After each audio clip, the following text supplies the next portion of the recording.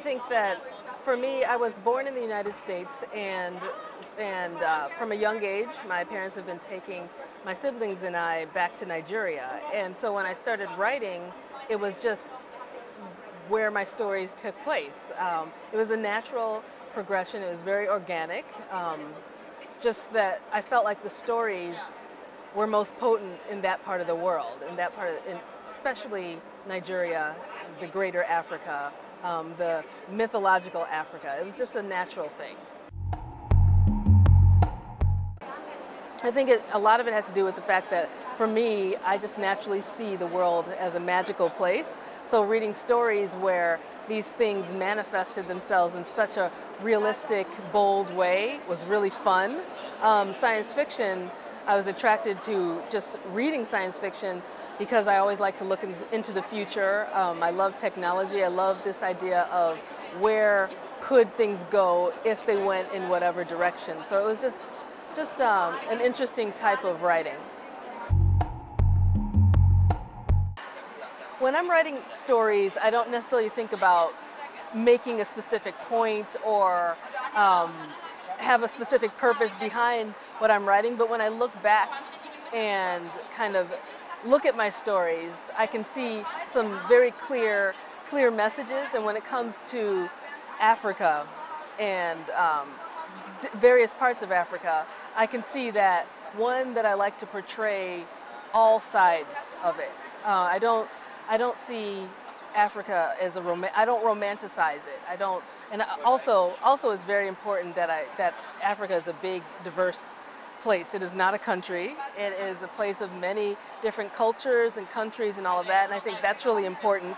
The specificity of the story is important to me, so I'm not going to write a story that takes place in quote-unquote Africa. I'll write a story that takes place in a specific part of Africa. That's important to me, but also showing the various sides, showing Africa as a diverse place with negatives and positives and neutrals and wonderful and terrible things and just all sorts of things happening. I think that's really important, that realism, but also that magical side as well, all together.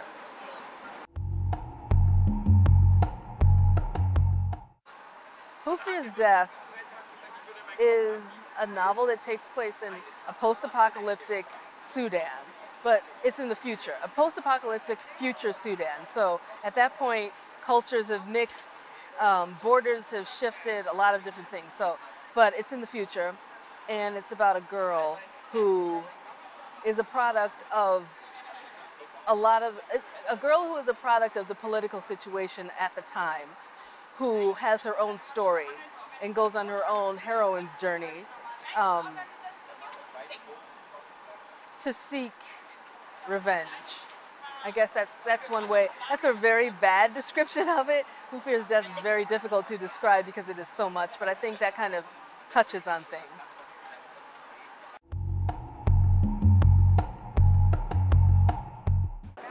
Oh yeah, one of the most important topics for me as a writer is writing strong female African characters. That is something, it's not something that I set specifically out to write, but I look at the 12 books that I've written and they all feature prominent, strong, complex female characters who do things and have lives and have adventures, and some of the things that they do are terrible, some of them are wonderful. That's what I mean by strong and complex. That's extremely important to me.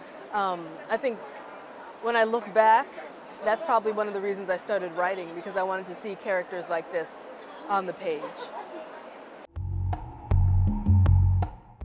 The character always comes first for me in any of my novels, any of my stories. The character always comes first, then the plot, but the character's voice always comes first, and then everything kind of branches out from there.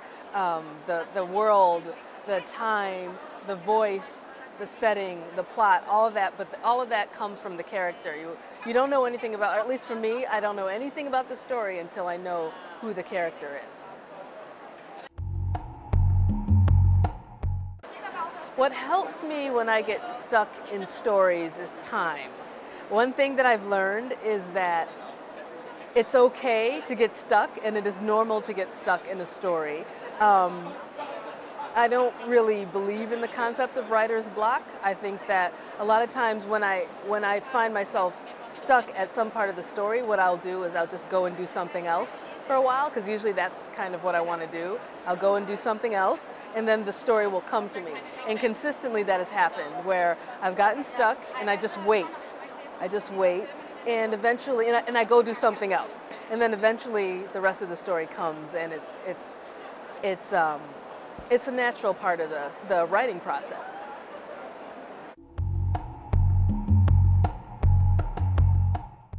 I am a very nonlinear writer who does not plan. For example, Who Fears Death? I had no idea what the story was, who the character was, nothing. I just wrote that first chapter, and I just started writing. And I had this very strong voice of this character who had done something and was somehow a pariah in her village. And as I wrote that, I had no idea what the answers were to that part of the story. I had no idea. I just wrote, and it eventually came. And so, like, in terms of outlining, I rarely outline. It's not something, especially when it comes to novels, I tend to not outline. I tend to just kind of start writing, and wherever it takes me, it takes me. I'll write the ending before the beginning and just jump around. I have a very non-linear, somewhat chaotic process, but it works for me. All I need for the writing is to have the story idea. Once I have the idea, I will use whatever I need, whatever it takes to tell that story. So I have written by computer, of course. I've written by hand. I've written by manual typewriter. I have written parts of stories on paper towels. Whatever it takes, any kind of tool for writing, I've probably used it in some way to get the story out.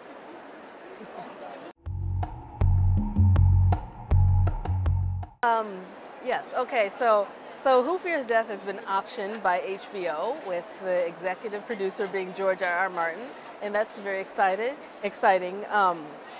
I am going to be a consultant. I am not going to write the pilot, even though I may choose to write a season or an episode within a season. We'll see about that, but I do plan to be a very big part of the process. Being a consultant for me, I'm part of I'll work closely with the writers of the screenplay and the various screenplays, because there will be many, and just be deeply involved in the whole project. What am I working on now? A lot of things.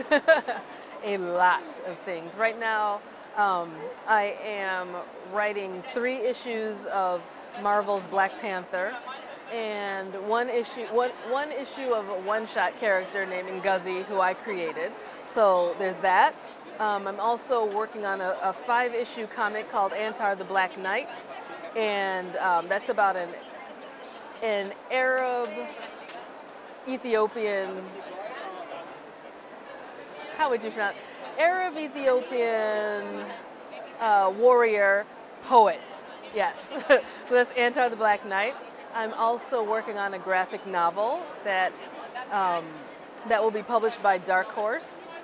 And I just had my next novel, not my first, oh my gosh. My next novel, Akata Warrior, just came out a few days ago. So, a lot going on.